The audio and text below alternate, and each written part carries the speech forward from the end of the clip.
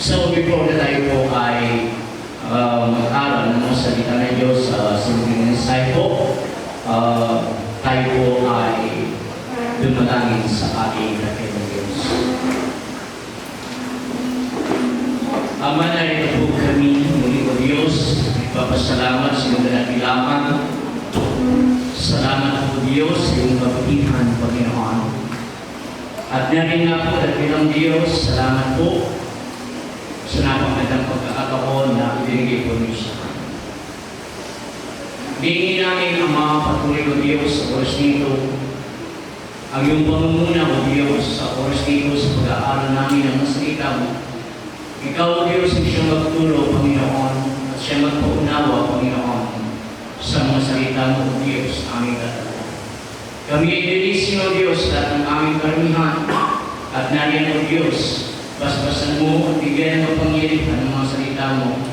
At sa oras dito, Diyos, kami sumitaling ng kapangyarihan at ikaw ang siyang may taas. Alisin mo, Diyos, sa lahat ng may graces, lahat ng obstacles, nagawa ng kaaway sa oras dito, sa pangalan ni Jesus, sa pangalan ni Jesus. Amen at Amen. 7 years before na muli natin nakasama sa gawain ng ating Panginoon pamilya po ni Brother Willie o sa family. At din po ito sa ni Brother Joshua kanina na muli natin nakasama sa gawain. Palakpakan po natin. At sa oras nito, tayo po ay tatalakay ng mga salita ng Diyos. At ating buksan ang ating mga Biblia sa oras dito at ating basahin po yung 1 Timothy chapter 3 verse 16 dahil yan pa rin pong Lord's Supper. So, patuloy na po. At sa bawat mayroong mga Biblia, open our Bible at ating pong basahin ang 1 Timothy chapter 3 verse 16. Na sabi po in Scripture, and without controversy, great is the mystery of godliness. Justified in the spirits, saved of the angels, preached unto the Gentiles, believed on into the world, received up into the glory. Sabi po, sa Tagalog po, at wala nang pagtatalo pa o pagkikibati pa, dakila at kahiwaga ang kanyang pagkadiyos. Ang Diyos ay nagkatawang tao o ang Diyos ay nahayag sa laman. God was manifested in the flesh. So ngayon po ang ating tatalakayin sa ating pag-aaralan, there's a purpose. God was manifested in the flesh. Ang Diyos ay mayroong layunin kung bakit siya ay nahayag sa laman o nagkatawang tao. Sa bawat isa na narito, lalo na sa ating mga minamahal na kapatid kung mayroon mga pumisita, and I believe na tayo lahat na narito ay naniniwala na mayroong Diyos. But many people, hindi po sila naniniwala na mayroong Diyos. At yan din po ay nakatala maging sa Psalms chapter 14 verse 1 na mayroong mga tao. There are many people they don't believe God and there's talagang hindi naniniwala na mayroong Diyos. At sila po ay tinawag na mga fool o foolish o mga mang na sinasabi ng Biblia. So talagang totoo ang salita ng Diyos. The Word of is truth. Katotohanan po ang salita ng Diyos. Subalit, hindi sapat naman na ang tao ay naniniwala na mayroong Diyos. Ayon sa Scripture, nito po'y nakatala maging sa aklat ng Acts chapter 17 na si Apostle Paul ay naghihintay sa isang dako at habang siya ay naghihintay, mayroon siyang mga nakita. There are many people believe and worship in God. Sabi ng Biblia na ito po ang mga tao naniniwala na sila'y mayroong Diyos at sumasamba sa Diyos, but God is not true God. Subalit ang Diyos na kanilang sinasamba, ang kanila pong pinaglilingkuran ay hindi tunay na Diyos. Kaya sinabi ni Apostle Paul sa mga tao, kayo ay sumasamba, kayo ay naglilingkod sa Diyos na hindi ninyo nakikilala. They worship the unknown God. Sila'y Diyos na hindi nakikilala ng Diyos.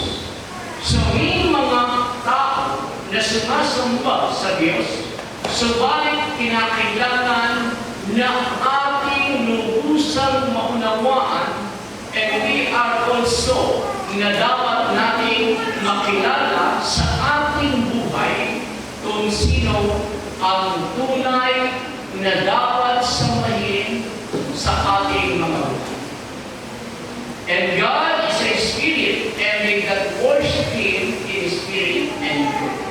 So kaya sabi doon sa verse 29 ng Acts chapter 17, na sinabi ni Apostle Paul na ang Diyos ay hindi katulad ng mga ginawa ng kamay, na inukit ng mga kamay, na ayon sa katalinuhan ng tao, na ang Diyos ay hindi ginawa ng kamay, kundi ang Diyos, siya ang Creator, siya ang likha ng lahat ng mga bagay.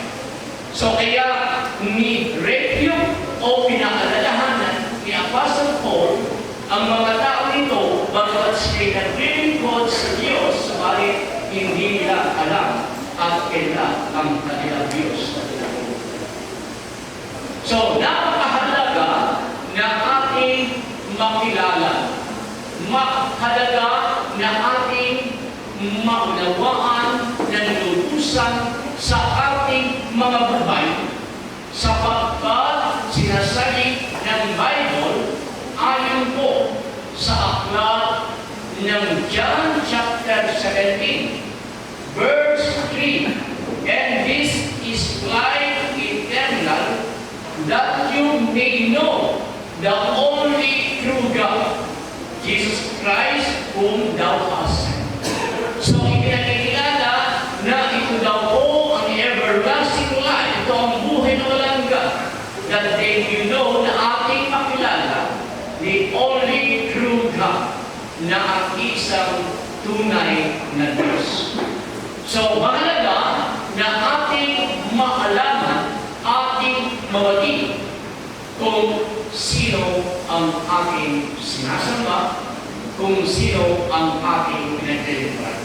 Kaya sa banal na kasulatan, there are many warnings. Natin po yung mga paalala, yung mga reminder na kung saan sa mga books na nakasaad, maging sa aklat ng 1 John 5:20 and 21, ipinakikita doon sa verse 20, this is the true God and eternal life. Ang tinutukoy dito, ang Son of God na si Lord Jesus Christ.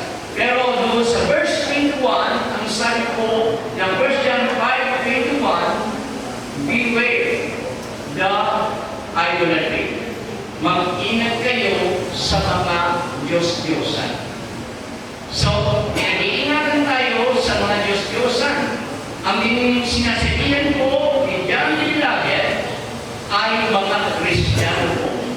So kaya ibig sabihin, marami din pong mga Diyos-Diyosan. Invisible and visible ay the three forms. Pero ito po ang ating tinatalakay dahil nakatala sa 1 Timothy 3:16 na God was manifested in the flesh. So makikita natin na capital G. And the question is, ang tanong ko din po ay ganito, how many gods? And who is God? Ilan ang Diyos at sino ang Diyos niya? Dahil sa Bible, uulitin ko po, nangangaral si Apostol Pedro, si Pablo, maging ang mga alagad, and also the prophets at ang mga propeta. The patriarchs, ang mga patriarcha, and they believe that there is only one true living God. So my brethren in Christ, kinakailangan na ating maunawaan ang mga bagay ito. Sa Bible, ang gayo pong na-mention sa aklat ng Isaiah chapter 44, verse 6. Ganito po sa banal na kasulatan, from the book of Isaiah chapter 44, verse 6. So, natin po, thus saith the Lord, the King of Israel, sabi po, and his Redeemer, the Lord of hosts, I am the first and I am the last, and beside me there is no God. Sinabi ng aking Panginoon na Hari ng Israel na tagapagligtas, ang Panginoon ng mga upo, ako ang una at ako ang muli, at maliban sa akin ay walang Diyos. And beside me, there is no other God. Verse 8 na po, fear ye not, neither or neither be afraid. Have not I told thee from that time, and have declared it, ye are even my witnesses. Is there a God besides me? Yea, there is no God, I know not any. Wala na daw po Diyos maliban sa Kanya, at wala akong nakikilalang Diyos ang sabi ko ng aking. So, ipinagkikita ng banal na kasulatan that there is only one God. The Creator, ang sabi po ng verse 24, na ang lumikha ng mga bagay sa mundong ibabaw na ito, ang sabi po, ang nagladlad ng langit at ng lupa ay iisa lamang. Thus said the Lord, thy Redeemer, and he that formed thee from the womb, I am the Lord, that maketh in all things, that is stretched forth the heavens alone, that is spread abroad the earth by myself. So siya lang po ang nag-iisa ng likha ng langit at nagladlad ng lupa, ang sabi ng banal na kasulatan. Kapag sinabing alone, single, singular, at siya lamang po, ibig sabihin, isa lamang ang Pilipinas. Ngayon po, so sa banal na kasulatan, ipinakikita po na ito po, nagkakaroon nagkakaroon ng kaguluhan sa isipan ng tao. Sapagkat may mga talata sa Biblia na ating makikita na ito po ay totoo, na ito po ay nakasulat. Katulad po ng isang talata sa Genesis 1:26 and 27.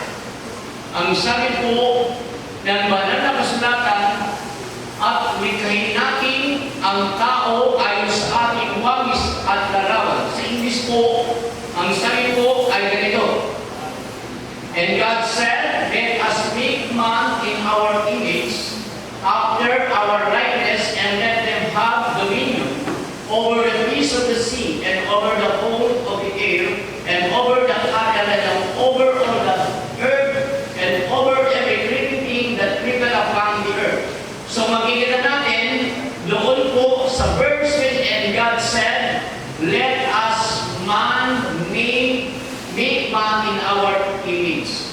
Dito po, meron siyang kasama. Pero sa verse 27, ipinakikita, so God created man in His own image. In the image of God created He him, male and female created He them. So pinakikita sa verse 27, naging singular.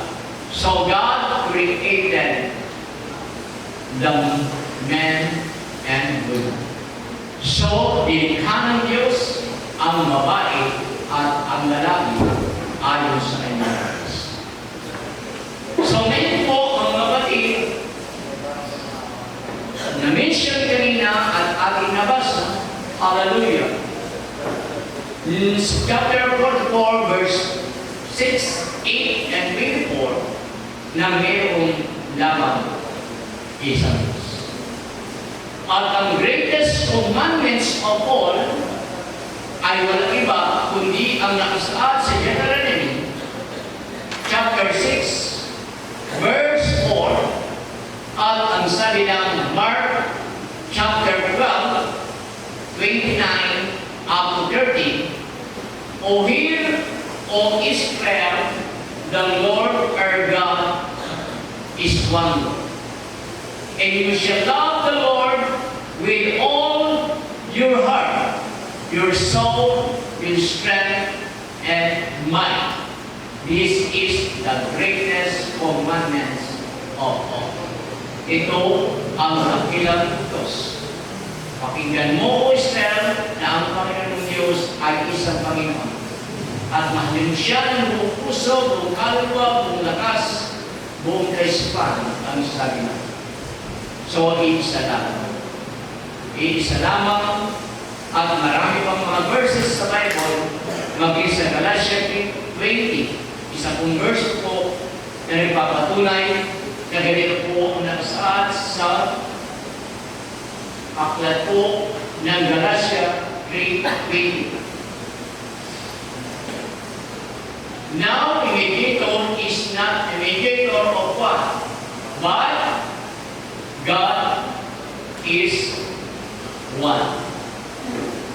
Ang Diyos ay iisang Diyos. Isang verse po sa Bible na mission sa aklat ng Isaiah 1, verse 4, marami po sa book Isaiah. Dito po, ang sabi nito, dito na lang po tayo, o sige, basahin po natin, a sinful nation, a people gathered with iniquity, a seed of evildoers, children that are corrupters, they have forsaken the Lord. They have provoked the Holy One of Israel unto, sabi po ito, anger. They are gone away backward. Ang sabi po doon, they have provoked the Holy One. So, ibig sabihin, Holy One ang nakalagay. So, na-mention ko po na mayroong layunin ng Diyos kung bakit siya nagkatawang tao. So, mention ko pa rin po, mga kapatid, bagamat hindi ko na po i-explain yung Genesis 1:26 dahil mahaba po talakayin po iyon. So, dito po, kinakailangan na tayo maniwala na mayroong Diyos. Kinakailangan kilalanan natin kung sino ang Diyos at siya dapat nating pag-ibigay. Ayon sa banal na kasulatan na nakasaad po sa Biblia, in the Old Testament, there are many titles used by God na marami pong mga titulo na ginamit ang Diyos na mga pangalan.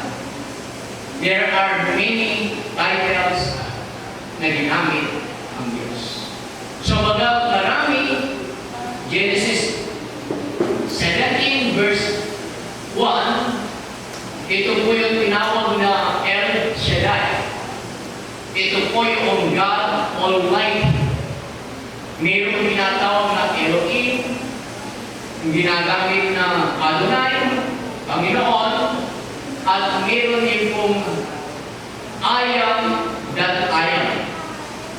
Mayroon din pong ginamit na Jehovah, Jehovah Jireh, Jehovah Chikano. So maraming mga titles, mga pangalan na ginamit in the Old Testament.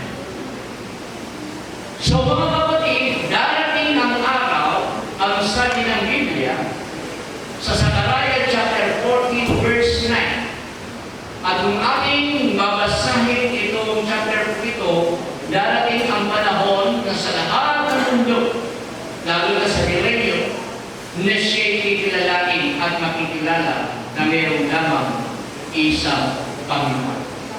Na siya ang hari ng mga hari, is the King of Kings and Lords of Lords.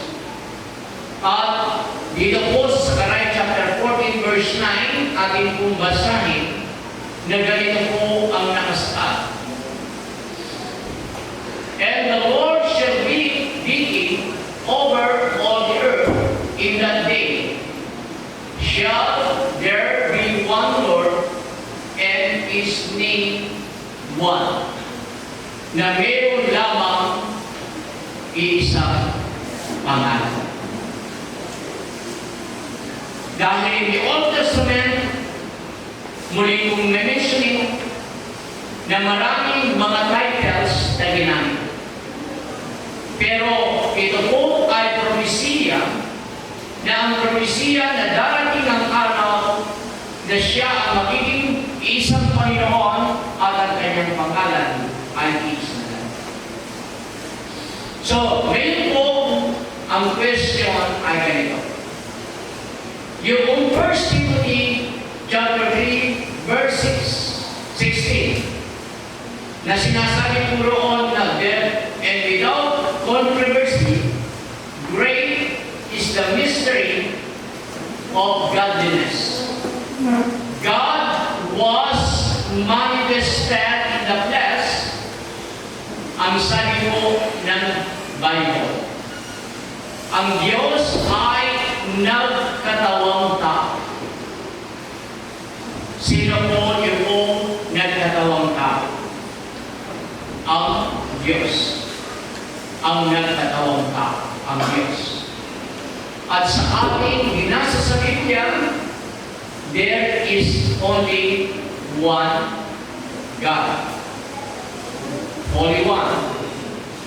So ngayon po, mga kapatid, ating tignan, ito po Isaiah chapter 9 verse 6. Nakalagay nga po sa pangalan ng church na na-register, said, Jesus Christ, the everlasting Father and great Shepherd, Church. So ang Isaiah chapter 9 verse 6,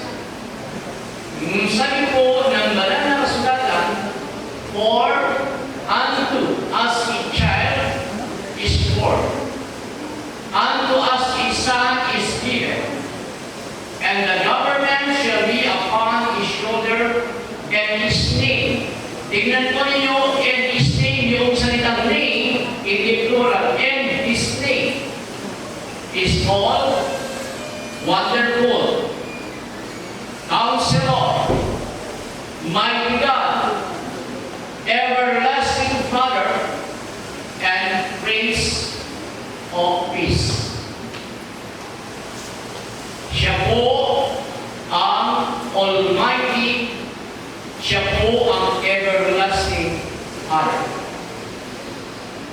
Ang Everlasting Father, ang sabi ng Biblia sa Malakias 2:10, mayroon lamang isang Ama. There is only one Father.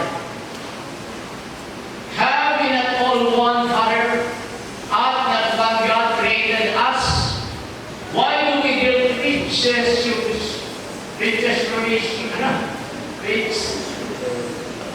is bristly every man against his brother by profaning the covenant of our fathers? Wala ba kayong isang Ama lamang at isang Diyos na lumikha ng lahat ng mga bagay? So kaya po yung Isaiah 96 na tinawag ng Everlasting Father. At ang tinutukoy po dito na nagkatawang tao ay walang iba kundi ang Ama, ang Creator.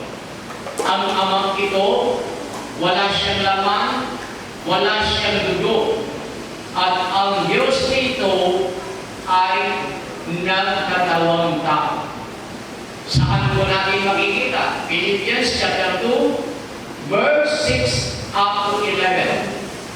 Nang sabi po ng banal na kasulatan, who being in the form of God, thought in that robbery to be equal with God, but made himself of no reputation, and took upon him the form of a servant, and was made in the likeness of man, and being found in a fashion as a man, he humbled himself, and became obedient unto death, even the death of the cross. Wherefore, God also hath highly exalted him, and given him a name which is above every name, that at the name of Jesus every knee should bow, of things in heaven, and things in earth, and things under the earth, and that every tongue should confess that Jesus Christ is Lord, to the glory of God the Father. So, ang sabi ng Biblia, inuwad niya ang kanyang pagka-Diyos. At siya naging katulad ng isang alipin, ang sabi po. Ang God na ito, o itong ang talagang ito, ang iisang Diyos ay nagkatawang tao. At nang siya nagkatawang tao, ipinanganak sa lugar po ng Bethlehem, doon sa Manger, at nariyan kung saan ang lumitaw na ito ay walang iba, kundi ang ating Panginoong Jesucristo. Nakapropesya po sa Old Testament na ang Diyos ay magmamanifest, na siya'y magkakatawang tao, na siya'y mahayag sa laman. At nang siya'y nagkatawang tao, ang lumitaw ay walang iba kundi ang tinatawag na Emmanuel.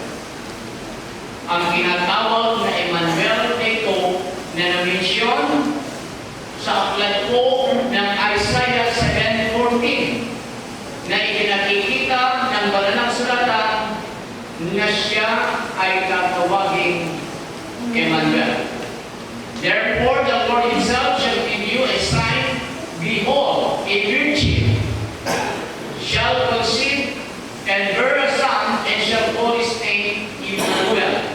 That it means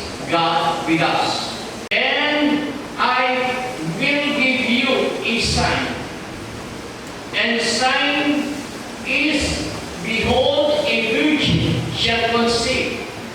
Mayroong isang dalaga na mabubuntis at siya'y manganganak. At ang sabi nito na siya'y manganganak ng isang lalaki at tatawagin Emmanuel. Tingnan natin sa bagong tipan. Matthew chapter 1, verse 18 up to 25. So kaya po, binabasa ko ito para makita ninyo verse by verse sa Bible na ang God was manifested in the flesh, na ito na ang nilitaw na Emmanuel, and His name is Jesus. 18. Now the birth of Jesus Christ was on this wise. When as his mother Mary was espoused to Joseph, before they came together, she was found with child of the Holy Ghost. Then Joseph, her husband, being a just man, and not willing to make her a public example, was minded to put her away privily. But while he thought on his stage, behold, the angel of the Lord appeared unto him in a dream, saying, Joseph, thou son of David, fear not to take unto thee Mary thy wife, for that which is conceived in her is of the Holy Ghost. So dito po ay pinakikita ng banal na kasulatan na nililiman po ng Espiritu Santo si Mary, at siya ay nagdalang tao sa pamagitan ng Espiritu Santo.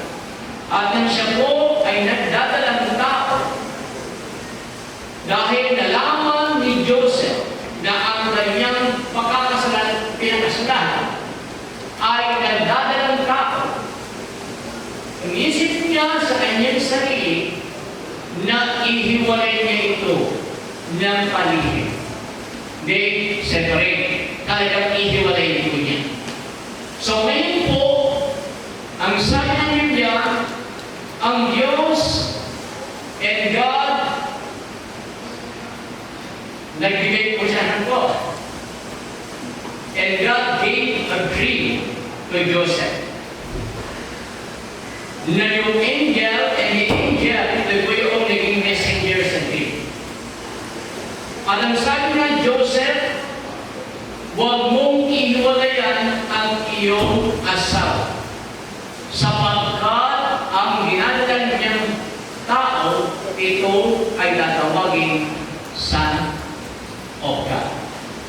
At ang sabi ng Biblia, at ito ang siyang layunin, ito ang siyang plano, at ang pangalang ibibigay mo sa kanya. Nanggaling ang pangalan ito, hindi kay Mary, hindi kay Joseph, hindi sa mga relatives, mga friends ni Mary at Joseph, kundi ang pangalan ito na ibigay, sinabi ng angel kung ano ang pangalan ibigay. Sapagkat ang layunin po ng kapanganakan ito, ang purpose ng God kung bakit nag-manifest siya sa pagkakatawang tao, na siya naging tao upang iligtas niya ang kanyang bayan. And she shall bring forth a son, and shall call his name is Jesus. And there, ang sabi po, for he shall save his people from their sins. Ang sabi po, at siya ay dahil po, ibibigay yung anak nito at tatawagin ng kanyang pangalan, sapagkat ililigtas niya ang mga tao sa kanilang kasalanan. Isa sa mga purpose ng ating God Almighty kung bakit siya nagkatawang tao o dahil sa laman, ang sabi ng Bible, for he shall save his people from their sins. Sapagkat ang lahat ng mga tao, there is is no one righteous in the sight of the living God. All have sinned and short to the glory of God. Hindi tayo maaaring makaabot sa kalwalatian ng Diyos. No one, sabi ng Biblia, tayong lahat ay mga makasalanan. At ang layunin ng Diyos kung bakit siya nagkatawang tao upang ligtas ang tao. Dahil ang mga tao ay papuntang impyerno. Ang mga tao ay mapapahamak. But thanks to God, dahil ang Diyos ay Diyos na mahabagin, a merciful God, a gracious God, loving kindness, narinig po ang Diyos mismo ang nagkatawang tao. Sapagkat kinakailangan ang dugong banal na umapos sa krus ng Kalbaryo upang ang bawat isa mapatawaran sa kasalanan. So ang layunin ng Diyos kung bakit siya nagkatawang tao, sapagkat ang sabi po ng Bible sa aklat ng 1 Peter 3:18, ang sabi po ng banal na kasulatan, for Christ also hath once suffered for sins, the just for the unjust, that he may bring us to God, being put to death in the flesh, but quickened by the Spirit. So, alang-alang sa mga tao hindi matuwid, bagamat siya matuwid, kinakailangan i-alin niya ang kanyang buhay upang ay magkaroon ng kaligtasan. Na kanyang ibinigay ang kanyang buhay na sinamatay. Dahil ang bawat isa ay nais niyang ligtas. Kinakailangan yung dugo na yun aking basahin po sa aklat ng Hebrews, chapter 9, verse 22. Dito sa Hebrews, sa aklat po ng Hebrews, karamihan ang mga sinasabi ni Apostol Paul dahil po yung mga bagay in the Old Testament at nagkaroon ng mga katuparan maging sa buhay ng ating Panginoon na tinatawag na Messiah o Christ. Ang sabi po, and almost all things are by the law purged with blood, and without shedding of blood is no remission. Ang sabi po, at aking masasabing lahat ng mga bagay na sa kautusan, natin po maging sa Old Testament. Sa Old Testament, kapag ang tao ay nagkasala, kinakailangan siyang kumuha ng dugo ng tupa, dugo ng baka, dugo ng kambing, at kung mahirap ang buhay, bato-bato na lang, o yung mga pigeons o yung mga kalapati na maaaring gamitin. So, in the Old Testament, yan ang ginagamit. At mayroong mga sacerdote, mayroong tinatawag na mga high priest, at mayroong tinatawag na once a year. Kung mayroong tinatawag na banal na dako, mayroong kabanal-banalan. Mayroong holy place, mayroong tinatawag na most holy place.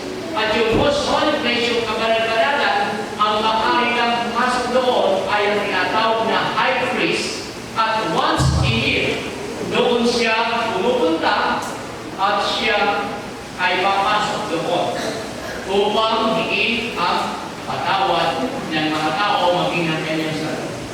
If na siya ay hindi worthy at pumasok doon, siya po ay mamamatay. So, sabi ng Biblia, yung dugo ng hayop, yun ang i-offer kami doon sa tinatawag na holy place, at nandun po mga kapatid, mga dugo ng hayop. So, hindi na rin sapat iyon, at iyon ay Old Testament, by law po yun.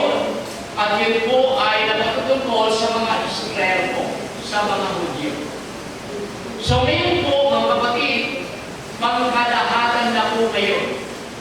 By grace, ito po ay biyaya ng Diyos at ang ginawa ng Diyos nung siya'y magkatawang tao, ini-offer niya yung kanyang sarili at yung kanyang dugo. Ito po ang pinagtubos sa ating mga sala. In the Old Testament at sa mga dapat iando, kaya kung ating titignan ang Malakias chapter 1, nagalit ang Diyos dahil yung mga nag-o-offer, binibigay nila, mayroong mga bati, mayroong bingkaw, mayroong kulang, hindi kalugod ang Diyos. Sapagkat ang hinahanap ng Diyos na kapag naghandog ka at iyong tubos sa iyong kasalanan, kinakailangan walang kaligtasan. At ito yung tinatawag na kordero.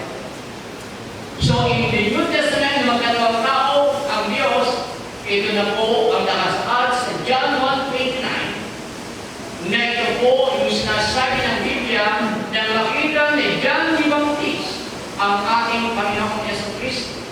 At ang sabi niya, "This is the Lamb of God who take away the sins of the world." Ito ang kordero ng Diyos na mag-aalis ng kasalanan ng tao. Kaya, tinawag na kordero ng Diyos sapagkat ipinakita ng banal na kasulatan na nakasaad po sa 1 Peter 1:18 up to 20 na yung dugo nito. Nitong dugong ito na umago sinagad the cross of the Calvary, yung blood ng ating Lord, yun ang pinagtubos sa ating mga kasalanan, hindi po sa pamagitan ng ginto bilang ang sabi ng Biblia. Verse 18, ang sabi po, "For as much as ye know that ye were not redeemed with corruptible things, as silver and gold, from your vain conversation, received by tradition from your fathers, but with the precious blood of Christ, precious blood of Christ, as of a lamb without blemish and without spot, who verily was foreordained before the foundation of the world, but was manifest in these last times for you." Na pinakikita na bago, ang sabi ko, na bago po na itayo o limitaw ang mundo, ito po ay panukala na ng Diyos. So noon pa man, mayroon ng panukala, mayroon ng layunin, mayroon ng purpose ang ating God Almighty na siya ay magmamanifest in the flesh to save their people, upang iligtas ang mga tao. Genesis 3:15 pa lang, nakapropesiya na po. Wala pa yung mga batas-batas na ibinigay. Genesis 3:15 pa lang, nakapropesiya na po, nakapropesy na ang ating Panginoon ay lilitaw sa mundong ibabaw nito. Genesis 3:15, "And I will put enmity between thee and the woman, and between thy seed and her seed. It shall bruise thy hand, and thou shalt bruise his nail." Ang tinutukoy na dito na seed ay wala iba kundi ang ating Panginoon sa Kristo. So, paano tayo? We are blessed. Tayo'y pinagpala ng Diyos sapagkat ating nalaman nang dahil sa pag-ibig ng Diyos, nang dahil sa kagandaang loob ng Diyos, nang dahil sa biyaya, nang dahil sa pag-ibig ng Diyos, narinig tayo ngayon na sumasamba sa ating Panginoon. So, babalikan ko Ang dugo ito, the blood of the Lamb, it is very important. Sapagkat ito yung pangtubos sa ating mga sala. Kaya maraming verses sa Bible, bibigyan dito po ang kahalagahan, the importance of the Lamb, the blood of the Lamb. Dito po sa Ephesians 1:7 na ganito po ang nakasaad. In whom we have redemption through His blood, na mayroon tayong katapusan, na tayo ay naligtas na rin po sa pamamagitan ng dugo. The forgiveness of sins according to the riches of His grace. Revelation 1:5, na ganito po ang nakasaad sa banal na kasulat. And from Jesus Christ, who is the faithful witness, and the first begotten of the dead, and the prince of the kings of the earth, unto Him that loved us, and was us from our sins in His own blood. Ang sabi po ng banal na kasulatan na tayo po ay nalinis at tayo tinatawad ng ating Diyos sa pamamagitan ng Kanyang banal na dugo. Kaya Siya nagkatawang tao upang tayo ay ligtas.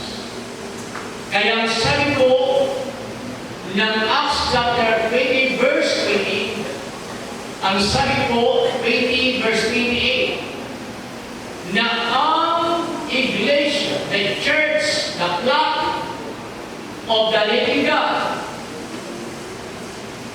ito'y Kanyang tinubos, ito'y Kanyang biniyay by His own blood.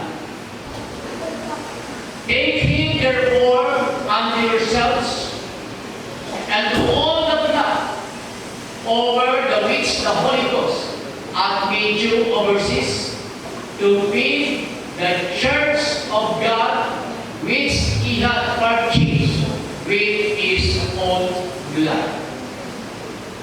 The church of the living God, Ecclesia, all are from, na tayo tinawag ng ating dakilang Diyos.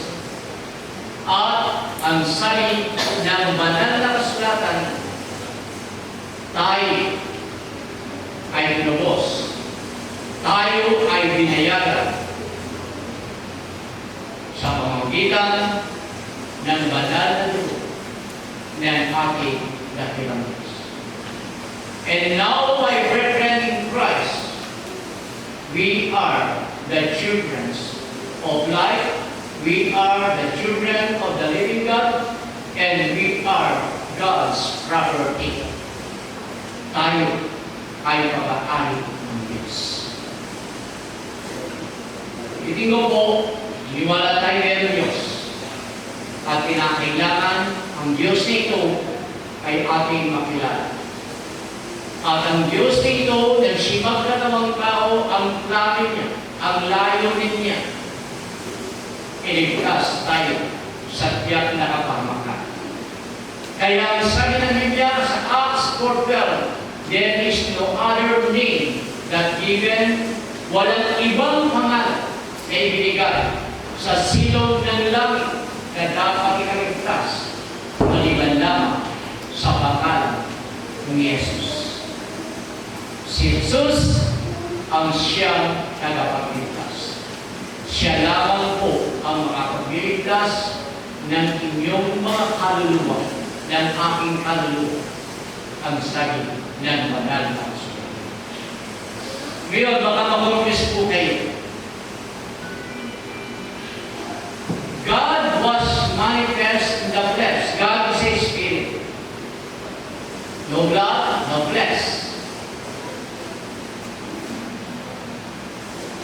For in Him dwelleth all the fullness of the Godhead bodily.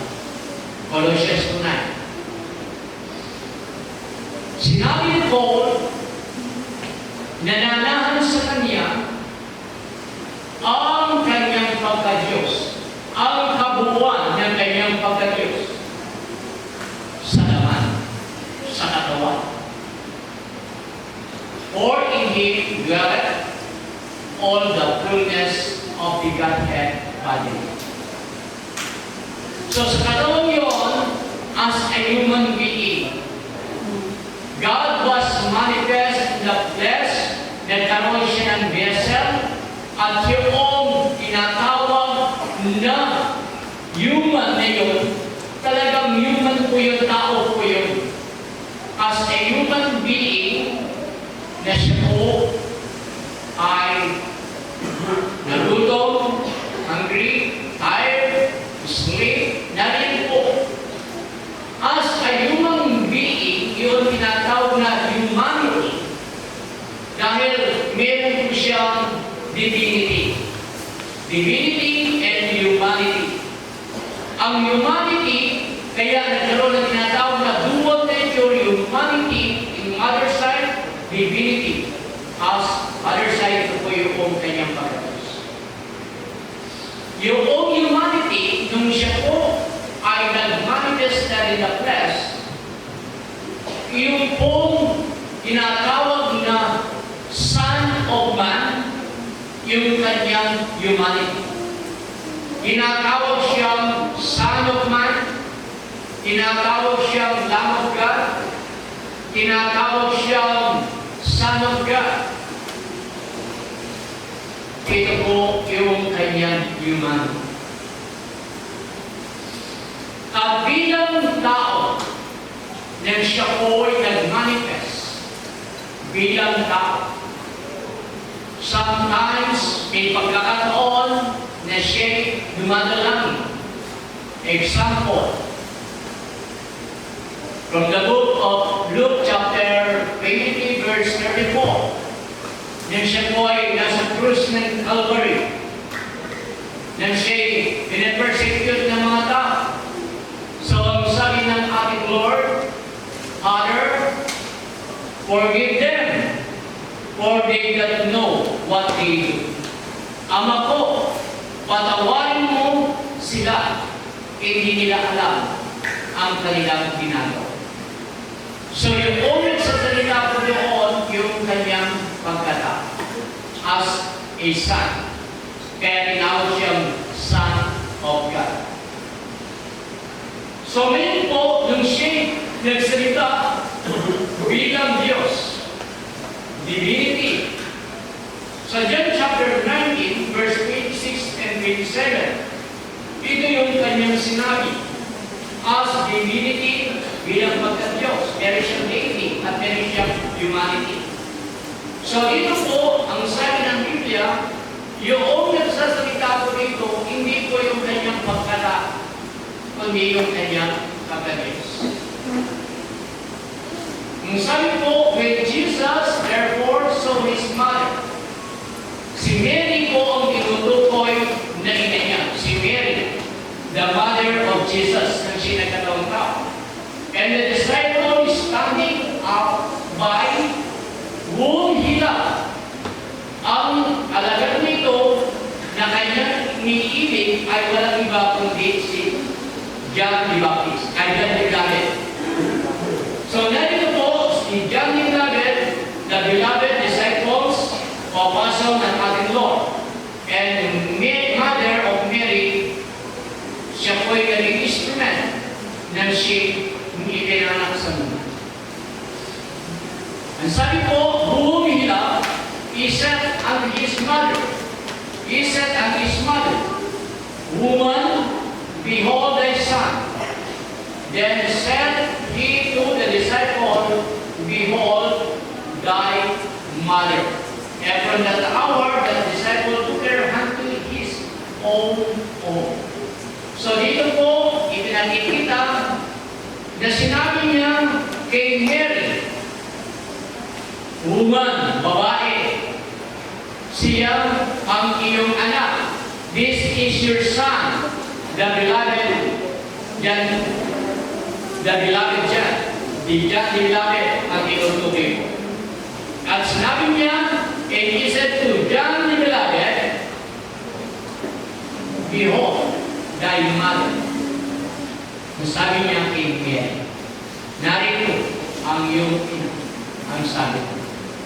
So, nung siya po ay nagtatawang tao, meron siyang humanity and divinity. Kaya yung dumadala rin siya, yun po yung kanyang humanity.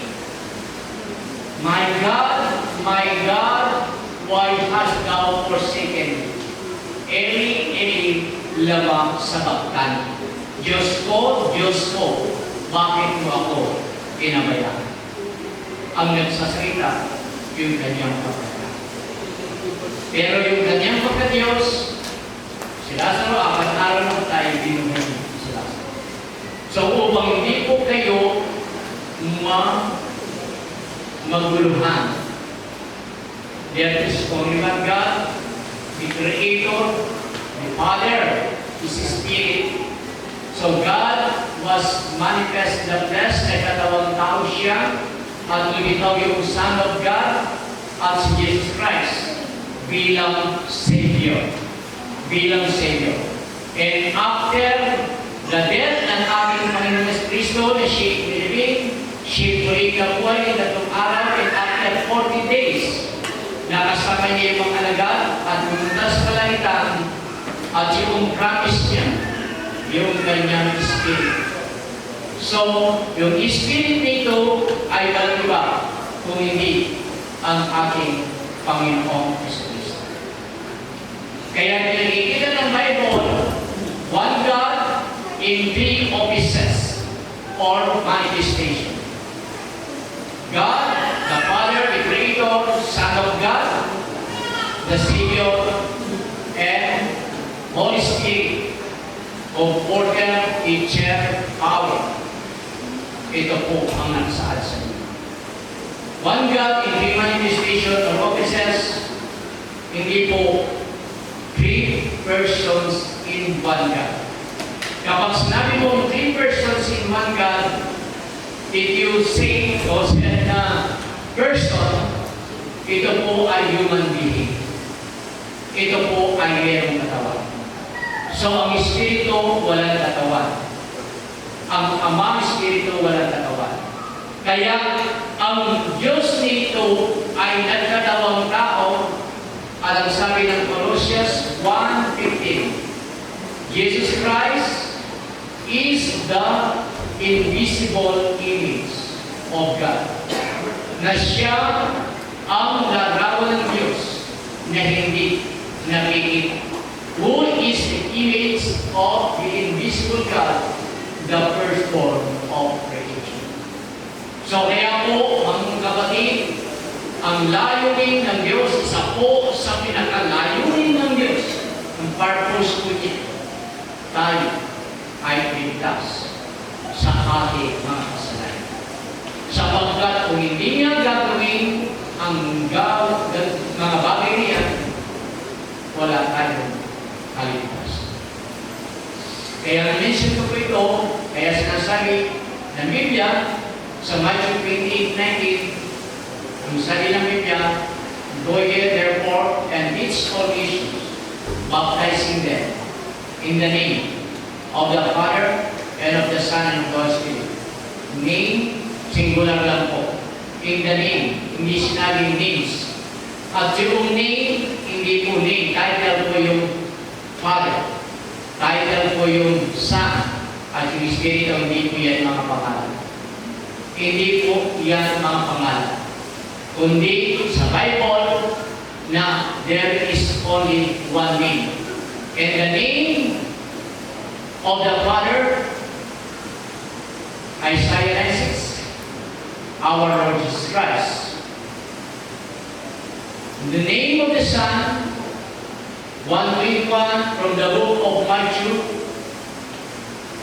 Romans 8:9, 2 Corinthians 3:17, Matthew 18:20, the name of the Holy Spirit is our Lord Jesus Christ. sapagkat ang Espiritu ay si Jesus. Over 2 or 3 are gathered together in my name, there I am in the midst of them. Romans 8:9, kung wala kang Espiritu ng Diyos, wala kang Espiritu ng Kristo, hindi ka sa Diyos. So, maaari bang manahan ng Espiritu sa atin? Hindi po. Isa lang Espiritu na nanahan sa atin. At ang Espiritu ng Diyos nito ay walang iba kundi si Kristo. Kaya, sa 1 John 5:7, for there are 3 that were recorded in heaven, the Father, the Word, and the Holy Ghost. And these 3 are one. Mayroong tatlong nakatala sa langit, ang Ama, hindi sinabing anak, son, sapagkat in the beginning was the Word, and the Word was God, and the Word was God, and the Word made flesh. Kaya sabi noon, Father, Son, and the Holy Ghost, and these 3 are one. Hindi sinabing, and these 3 agree in one. No. And these 3 are one. The flesh, blood, and spirit, these 3 are agreed in one. Ang sabi ng Bible. Pero yung Ama, Anak, Espiritu, ang pangalan nito ay Jesus. Kaya na-mention ko ito, kaya si Brother Jonas, after service, narin po, nag-decide po siyang yun ay mga parents po niya, saka siya po yung magpapabautismo sa pangalan.